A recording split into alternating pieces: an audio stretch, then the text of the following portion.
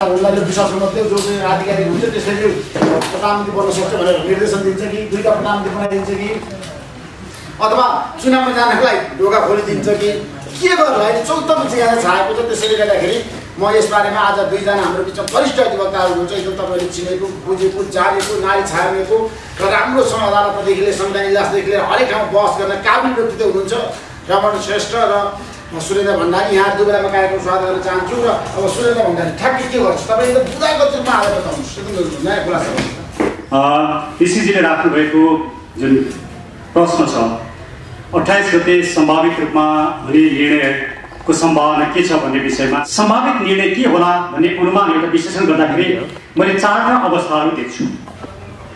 पहिलो अवस्था शेरबहादुर देउवाजीले जे निवेदन गर्नुभएको छ, जे माग दाबी राख्नु भएको छ, अर्थात् मलाई प्रधानमन्त्री बनाइयोस् भन्ने जुन माग दाबी छ, त्यही बमोजिम शेरबहादुरजीलाई प्रधानमन्त्रीमा नियुक्ति गर्नु भनेर राष्ट्रपतिको नाममा प्रमादेश हुने एउटा सम्भावना। दोस्रो सम्भावना प्रधानमन्त्री केपी ओलीले शेरबहादुर देउवाजीको रिट निवेदन खारेज हुनुपर्दछ। राष्ट्रपतिले गर्नुभएको निर्णय संविधान सम्मत छ, त्यसैले धारा 76(5) अन्तर्गत सरकार बन्न नसके पछाडि स्वाभाविक रूपमा संसद विघटन हुन्छ, तसर्थ निर्वाचनमा जानुपर्दछ भन्ने प्रधानमन्त्री केपी ओलीको जुन भनाइ छ त्यसैलाई समर्थन गर्ने दोस्रो विकल्प हुन सक्छ। तेस्रो विकल्प बहसका क्रममा विभिन्न कुराहरू उठे बमोजिम प्रधानमन्त्री केपी ओलीले धारा 76 को 4 बमोजिम आफू लार्जेस्ट पार्टीको प्रधानमन्त्री भइसके पछाडि अर्थात् धारा 76(3) को प्रधानमन्त्री भइसके पछाडि धारा 76(4) अन्तर्गत जुन विश्वासको मत लिनु पर्यो त्यो विश्वासको मत नलिनु भएको कारणले गर्दाखेरि तपाईँले विश्वासको मत लिनुहोस् भनेर आदेश गर्ने अर्को अवस्था हुन सक्छ। तेस्रो अवस्था। चौथो अवस्था प्रधानमन्त्री केपी शर्मा ओलीको 153 जना शहीदको दाबी र माननीय शेरबहादुर देउवाको 149 जना शहीदको दाबी। यी दुईटै दाबीमध्ये कसले धारा 76(5) अन्तर्गत विश्वासको मत प्राप्त गर्न सक्दछ र कसले सरकार बनाउन सक्दछ भन्ने कुरा स्वयं संसदबाट नै परीक्षण गरिनु पर्दछ र संसदले नै यसको निर्णय गरोस् भनेर दुवैको निवेदनलाई दुवैको दाबीलाई संसदमा परीक्षण गर्नु भनेर पठाउने चौथो विकल्प 4वटा विकल्प हुन सक्छन्। यी 4टा विकल्पका के कस्ता परिणामहरू होला, सम्भावित परिणाम, यसको संवैधानिक पक्ष के होला भन्ने बारेमा म थोरै आफ्नो कुराहरू राख्छु। सबभन्दा पहिला म चौथो विकल्पबाट सुरु गर्छु, अर्थात् प्रधानमन्त्री ओली र माननीय शेरबहादुर देउवा दुवैको दाबीलाई संसदमै गएर परीक्षण गर्नुहोस् र विश्वासको मत कसले लिन्छ त्यहीबाट परीक्षण गर्नुहोस् भनेर अदालतले भन्यो भने यदि यो हामीले अनुमान गरेको अवस्थामा र अदालतले यही अनुमान अनुसारको निर्णय गरिदियो भने त्यस्तो अवस्थामा मैले मुलुकको राजनीति एकदमै सङ्कटपूर्ण हुने र धेरै ठुलो समस्या आउने मैले देखेको छु। किनभने देउवाजीले मान्नुहोस् विश्वासको मत लिनका लागि जब उहाँ मतदानमा जानुहुन्छ, संसदमा मतदान हुन्छ, त्यो मतदान हुँदाखेरि देउवाजीले दाबी गरे जस्तै उहाँको पक्षमा 146 जना पुगेको खण्डमा ओलीजीले के भन्नुहुन्छ भने हामीले नेकपा एमाले व्हिप जारी गरेका छौँ, यदि उहाँले व्हिप जारी गर्नुभयो भने र हामीले व्हिप जारी गरिसके पछाडि हाम्रा 23 जना या 26 जना सांसदहरूले शेरबहादुरजीको पक्षमा दिएको मतदानको गणना हुनु हुँदैन, त्यसैले सभामुखले गणना गर्नु हुँदैन। सभामुखले यदि गणना गर्नुभयो भने सभामुखले गरेको गणना चाहिँ गलत छ, गैर संवैधानिक छ, गैर कानुनी छ भनेर उहाँ अदालतमा चुनौती दिन आउनुहुन्छ, मुद्दा अदालतमा आउँछ। त्यो 26 जना सांसदले दिएको मतदान वैध छ कि अवैध छ भन्ने विषयमा मुद्दा अदालतमा आउँछ र मुद्दा अदालतमा आएपछि संसदले रेकमेन्ड गरेको प्रधानमन्त्री शेरबहादुर देउवाजी र हाल भइरहेको प्रधानमन्त्री केपी शर्मा ओलीजी, यस्तो अवस्था मुलुकमा दुईटा प्रधानमन्त्री एकैबाजी सामर्थ्यले दुईटा प्रधानमन्त्री हुने अवस्था आउँछ। संसदले आफूले रेकमेन्ड गरेको व्यक्ति, संसदमा विश्वासको मत लिएको व्यक्तिलाई प्रधानमन्त्री नियुक्त होस् भनेर राष्ट्रपतिमा सिफारिस गर्छ। अब राष्ट्रपतिले देउवाजीलाई नियुक्त गर्नुभयो भने समस्याको समाधान होला, तर देउवाजीलाई नियुक्त गरिदिनु भएन टाइममा र तुरुन्तै मुद्दा अदालतमा पुग्यो र अदालतले स्टे अर्डर जारी गर्यो भने यस्तो अवस्थामा जब दुईटा प्रधानमन्त्री मुलुकमा हुन्छन् त्यसले एउटा ठुलो राजनीतिक सङ्कट निम्त्याउने सम्भावना म देख्छु। एकातिर भने संवैधानिक रूपमा हाम्रो यो संविधानले 2072 सालको संविधानले संसदबाट प्रधानमन्त्री छानिने, निर्वाचित हुने, नियुक्त हुने व्यवस्था गरेको छैन। अहिलेको यो प्रणाली, यो संविधान अन्तर्गत प्रधानमन्त्री केवल राष्ट्रपतिले मात्रै नियुक्त गर्न सक्छन्, राष्ट्रपतिबाट मात्रै नियुक्त हुन सक्छन्। र राष्ट्रपतिलाई संविधानले दिएको अधिकारभन्दा बाहिर गएर 63 सालको संविधान जस्तो या संविधान सभाले प्रस्ताव गरे जस्तो संविधान सभाले केसम्म प्रस्ताव गरेको थियो भने राष्ट्रपतिले सबै दलको प्रतिनिधित्व सहितको मन्त्रीमण्डल निर्माण गर्ने र राष्ट्रपतिकै अध्यक्षतामा मन्त्रीमण्डल निर्माण हुने भन्ने प्रस्ताव पनि गरेको थियो। राष्ट्रपतिलाई एउटा एक्टिभ राष्ट्रपतिको रूपमा परिकल्पना गरिएको थियो, जबकि त्यो कुरा अहिलेको संविधानमा छैन। 63 सालको जस्तो संसदमा नै निर्वाचित गरेर प्रधानमन्त्री बन्ने व्यवस्था पनि अहिले छैन। यदि मैले भनेको चौथो विकल्पमा मुलुक गयो भने त्यसले संवैधानिक रूपमा पनि संविधानलाई पनि नजरअन्दाज गर्दछ, संविधान पनि ओभरलुक हुन्छ भने मुलुकमा दुईटा प्रधानमन्त्री हुने र त्यसले सङ्कट निम्त्याउने काम गर्छ भन्ने मलाई लाग्छ। अब तेस्रो विकल्प अर्थात् धारा 76 को 4 अन्तर्गत प्रधानमन्त्री ओलीले विश्वासको मत लिनुपर्छ भन्ने हो भने धारा 76 को 4 अन्तर्गत धारा 76 को 3 अन्तर्गत नियुक्त प्रधानमन्त्री अर्थात् लार्जेस्ट पार्टीको प्रधानमन्त्रीले विश्वासको मत लिने कुरा हो। लार्जेस्ट पार्टीको प्रधानमन्त्रीले विश्वासको मत लिन्छु भन्नुपर्छ चाहिँ म विश्वासको मत लिएर प्रधानमन्त्री कन्टिन्यू हुन्छु भन्नु हो। तर म विश्वासको मत लिन्न भन्नु चाहिँ म धारा 76 3 अन्तर्गतको प्रधानमन्त्री बन्दिन भन्नु, अरू धारा अन्तर्गतको प्रधानमन्त्री म बन्दिन भन्ने होइन। त्यहाँनिर अहिले विवाद आइरहेको कुरा के छ भने मार्ग प्रशस्त गरेपछि त उहाँ उम्मेदवारै हुन पाउनुहुन्न, उहाँले अर्को उपधारा अन्तर्गत प्रधानमन्त्रीको दाबी गर्न पाउनुहुन्न भन्ने जुन विवाद आइरहेको छ। म धारा 76 3 अन्तर्गतको प्रधानमन्त्री हुन्न भन्ने व्यक्तिले म धारा 76 5 अन्तर्गत प्रधानमन्त्री हुन्न भनेर त्यसलाई चाहिँ आफ्नो दाबी छोडिदिने भन्ने कुरा यो संविधानले परिकल्पना गरेको छैन। किनभने धारा 76 1 को प्रधानमन्त्री धारा 76 2 अन्तर्गत प्रधानमन्त्री हुन सक्दो रहेछ, धारा 76 2 को प्रधानमन्त्री धारा 76 3 अन्तर्गत प्रधानमन्त्री हुन सक्दो रहेछ। यो त हाम्रो अभ्यासले संविधानले कन्स्टिट्युसन कन्भेन्सनले प्रश्न पारिसकेको कुरा हो। त्यसैले 1 बाट 2 2 बाट 3 मा प्रधानमन्त्री हुन सक्ने व्यक्ति 3 बाट 5 मा प्रधानमन्त्री हुनको लागि संविधानले रोकेको अवस्था छैन। त्यसैले मार्ग प्रशस्त गर्नुको अर्थ चाहिँ धारा 76 5 मा जान पाउँदैन भन्ने होइन।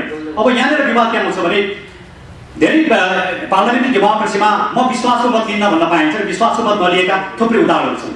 विश्वासको मत नलिकन संसद विघटन गरेका उदाहरण पनि छन्, विश्वासको मत नलिकन अर्को सरकार भएका उदाहरणहरू पनि छन्। त्यसैले प्रधानमन्त्री ओलीले यसबाट रोज्नु गएको विकल्प चाहिँ के हो भने म धारा 76 3 अन्तर्गतको प्रधानमन्त्रीमा म कन्टिन्यू हुन्न, म विश्वासको मत लिन्न भनेर भन्नुभएको। अब यसको अवस्थामा यदि अदालतले तपाईले विश्वासको मत लिनुपर्छ, धारा 76 4 को प्रक्रिया पूरा गर्नुपर्छ भन्ने हो भने धारा 76 को 4 मा विश्वासको मत लिन्न भन्न नपाउने गरी संविधानमा परिमार्जन हुन्छ। त्यो परिमार्जन चाहिँ संविधानको उद्देश्य अनुकूल हुँदैन, पार्लियामेन्ट्री डेमोक्रेसी अनुकूल पनि हुँदैन। त्यसले पनि संविधानमा एक किसिमको सङ्कट आउँछ भन्ने मलाई लाग्छ। अब दोस्रो विकल्पमा जाँदाखेरि अर्थात् प्रधानमन्त्री ओलीले जे भन्नुभएको छ, प्रधानमन्त्री ओलीको दाबी बमोजिम या उहाँको लिखित जवाब बमोजिम प्रधानमन्त्रीको उम्मेदवार शेरबहादुर देउवाको रिट निवेदन खारेज हुनुपर्दछ र राष्ट्रपतिले गरेको निर्णय ठिक छ भन्ने कुरालाई मान्यता दियो भने मुलुक निर्वाचनमा जान्छ। म मुलुक निर्वाचनमा जानुपर्छ भन्ने पक्षको व्यक्ति हो। त्यसका पछाडिका केही कारणहरू छन्। पहिलो कारण के हो भने अहिलेको यो जुन सङ्कट छ, यो सङ्कट भनेको राजनीतिक असफलताको सङ्कट हो। सरकार बन्न नसक्ने, पार्लियामेन्ट चलाउन नसक्ने, दलहरू विघटित हुने, दलहरूभित्रको विवादहरू हुने, कुनै पनि दल एक भएर बस्न नसक्ने र आफ्नो दलले मात्रै कसैले पनि सरकार बनाउन नसक्ने, अर्को दलका सांसद नलिकन फ्लोर क्रस नगरिकन सरकार बन्न नसक्ने अवस्था देखा परेको छ। यस्तो अवस्था भनेको चाहिँ राजनीतिक रूपमा असफलताको अवस्था हो। यो असफलताको सम्बोधन केवल निर्वाचनबाट मात्रै हुन सक्छ, यसलाई टालटुल गरेर या पुनः संसद बिउताएर हुन सक्दैन। अब यसका केही राजनीतिक पक्षहरू पनि छन्। अब त्यो राजनीतिक पक्षलाई हेर्दाखेरि चाहिँ अब अहिलेको यो संसदमा देखेको एउटा जुन किसिमको समीकरण जो शेरबहादुर देउवाजी यदि प्रधानमन्त्री हुनुभयो उहाँ जसरी एमसीसीको पक्षमा देखिनु भएको छ, एमसीसी पास होला भन्ने एकातिर डर छ। अब यो चाहिँ एउटा राजनीतिक विश्लेषण मात्रै हो। त्यसैले म यो संसद एमसीसीको पक्षमा उभियोस् भन्ने पनि म चाहन्छु। त्यसैले अहिलेको संसदले जसरी वाइड बडी लगायतका विभिन्न करप्सनहरूमा यसले करप्सनलाई नियन्त्रण गर्न सकेन, सरकारलाई रिस्पोन्सिबल अकाउन्टेबल बनाउन सकेन र जसरी मुलुकमा करप्सन देखिएको छ, इभन कोभिडको सन्दर्भमा पनि कोभिडको भ्याक्सिन खोप ल्याउने सन्दर्भमा कमिसनको कुरालाई समेत रोक्न सकेन पार्लियामेन्टको भूमिका देखिएन। यी सबै कारणले गर्दा यस्तो निरीह बनेको पार्लियामेन्टलाई राख्ने, त्यही करप्सनलाई यथावत राख्ने, जोडाजोडीलाई संसदमा राख्ने, एमसीसीको जुन एउटा डर छ त्यो डरलाई निरन्तरता दिने, एमसीसी पास गर्ने बाटोमा लाने, यी सम्पूर्ण कुराहरूभन्दा नागरिकतामा गएर निर्णय गर्नु उपयुक्त हुन्छ भन्ने मेरो तर्क हो। भने सँगसँगै अर्को एउटा पक्ष के छ भने धारा 76 को 2 र धारा 76 5 मा संवैधानिक रूपमा भिन्नता छ। धारा 76 को 2 मा बहुमत प्राप्त 2 वा 2 भन्दा बेसी दलको समर्थनमा बहुमत प्राप्त गर्नु नै पर्याप्त हुन्छ। म बहुमत प्राप्त गर्न सक्छु भन्ने दाबी गर्नु नै पर्याप्त हुन्छ। यस्तो किसिमको अभ्यासलाई प्रोबेबिलिटी भनिन्छ, सम्भाव्यता। सम्भाव्यता भनेको 50% हुन पनि सक्छ, 50% नहुन पनि सक्छ। एउटा कोइन हामीले टस गर्यो भने त्यसको टेल पनि आउन सक्छ, हेड पनि आउन सक्छ। धारा 76 को 2 भनेको प्रोबेबिलिटीमा आधारित व्यवस्था हो। धारा 76 को 5 भनेको त्यसले प्रोबेबिलिटी मान्दैन, त्यसले निश्चितता, सुनिश्चितता, सर्टेनिटी माग्दछ। आधार भनेको चाहिँ सुनिश्चित हुनुपर्छ। आधारका केही पक्षहरू छन्। कुनै पनि कुरा आधार हुनको लागि त्यो सैद्धान्तिक रूपमा प्रष्ट हुनुपर्छ। पहिलो कुरा तथ्यगत रूपमा त्यो निर्विवाद हुनुपर्छ। त्यसले त्यो निर्णयको सहीपना, त्यसको ट्रुथफुलनेसलाई त्यसले प्रमाण गरेको हुनुपर्छ। त्यसले संस्थागत रूपमा त्यो दिगो हुनुपर्छ। यी आधारका जुन एउटा सैद्धान्तिक पक्षहरू छन्, ती सम्पूर्ण सैद्धान्तिक पक्षलाई हेर्ने हो भने के देखिन्छ भने सबभन्दा पहिला त धारा 76(5) मा भएको व्यवस्था, जसले धारा 76(2) लाई रिफर गरेको छ, 2 वा 2 भन्दा बेसी दललाई रिफर गरेको छ, त्यो हुनासाथ धारा 76(5) मा निर्दलीय रूपमा सरकार बन्न सक्दैन। यसले दलीय संरचनालाई, हाम्रो जुन सरकारको परिकल्पना छ, हाम्रो शासकीय संरचनाको जुन दलीय परिकल्पना छ, त्यो दलीय परिकल्पनालाई 76(5) ले अन्त्य गर्न सक्दैन। त्यसैले अहिले देउबाजीले लिएर गएको जुन मागदाबी निवेदन छ राष्ट्रपतिका भएको दाबी, नेपाली कांग्रेस र माओवादी केन्द्रको लागि चाहिँ दलीय समर्थन, एमालेका 26 जना र जसपाका 12 जनाको चाहिँ स्वतन्त्र। उहाँको आफ्नो दाबी आफैमा खण्डित छ। यदि उहाँले कि त दलीय रूपमा जानु पर्थ्यो कि त स्वतन्त्र रूपमा जानु पर्थ्यो। आफूले दुईटै किसिमको दलीय रूपमा पनि जाने, स्वतन्त्र रूपमा पनि जाने। अनि अदालतमा गएर धारा 76(5) ले हुइक माग्दैन, हुइक लाग्दैन, स्वतन्त्र रूपमा जान सकिन्छ भनेर जुन किसिमका तर्कहरू आए, यो तर्क चाहिँ सस्टेनेबल जस्तो मलाई लाग्दैन। हुन त यसको खण्डन रमनजीले गर्नुहुनेछ, शेरबहादुरजी पनि आउनु भएको छ। अब धारा 76 को 5 मा यदि हुइक नलाग्ने हो भनेदेखि लोकतन्त्रको सबैभन्दा कोर भ्यालु नै के हो भने एउटा दलबाट निर्वाचित भएर आएका व्यक्तिहरूले आफ्नो दलको सरकार टिकाउनुपर्छ, आफ्नो दलप्रति आस्था हुनुपर्छ र आफ्नो दलको सरकार गिराएर अर्को दलको सरकार बनाउन प्रयास गर्नु हुँदैन। यो सिद्धान्तलाई के भनिन्छ भने एन्टी डिफेक्सन लले कन्ट्रोल गर्छ, हर्स ट्रेडिङ, थ्रोट क्रसिङ भनेर यस्ता कुराहरू रोकिएको हुन्छ। त्यो डेमोक्रेसीको कोर भ्यालु। अब मलाई लागेको कुरा के हो भने एमालेका 26 जना र जसपाका 12 जनाले लिएर मैले सरकार बनाउन पाउनुपर्छ भन्ने कुरा चाहिँ मैले थ्रोट क्रस गरेर यो सरकार बनाउन पाउनुपर्छ भन्नु, त्यो भनेको लोकतान्त्रिक मान्यताभन्दा बाहिर गएर सरकार बनाउन पाउनुपर्छ भन्नु। आज त सरकार बन्ला, तर भोलि यो रोग चाहिँ सबैको लागि यो रोग स्थापित हुन्छ। आज शेरबहादुरजीले अरूका सांसद लिएर बनाउनु होला, तर भोलि शेरबहादुरजीकै सांसद अन्त गएर सरकार बनाउने एउटा राजनीतिक चलखेल, यो रङ्गमञ्च सुरु हुन्छ मुलुकमा। त्यसले संविधानलाई पनि स्थायित्व दिँदैन, लोकतन्त्रलाई पनि कमजोर बनाउँछ।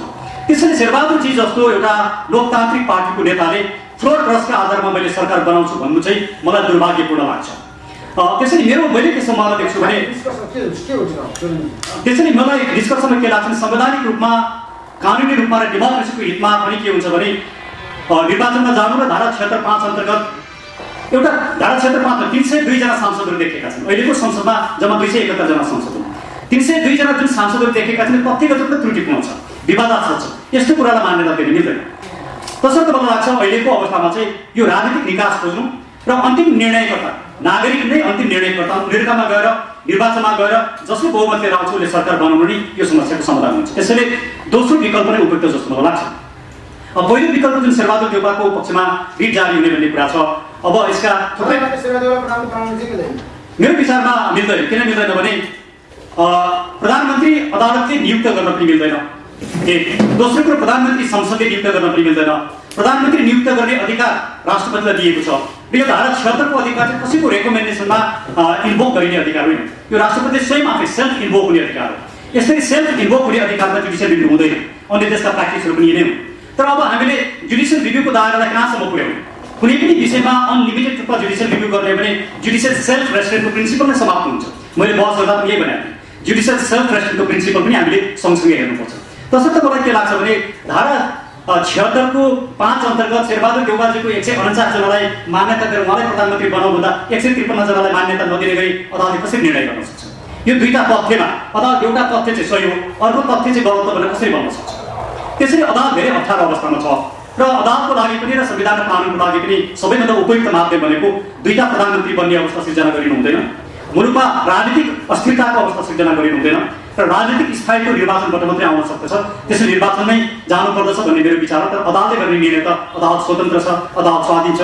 के निर्णय आउँछ त्यो त हामीले 28 गते हेर्न पाउँछौँ नि। त्यस पछाडि यसको बारेमा विश्लेषण गरौँला। ऋषिजीलाई म फेरि धन्यवाद दिन चाहन्छु। धन्यवाद।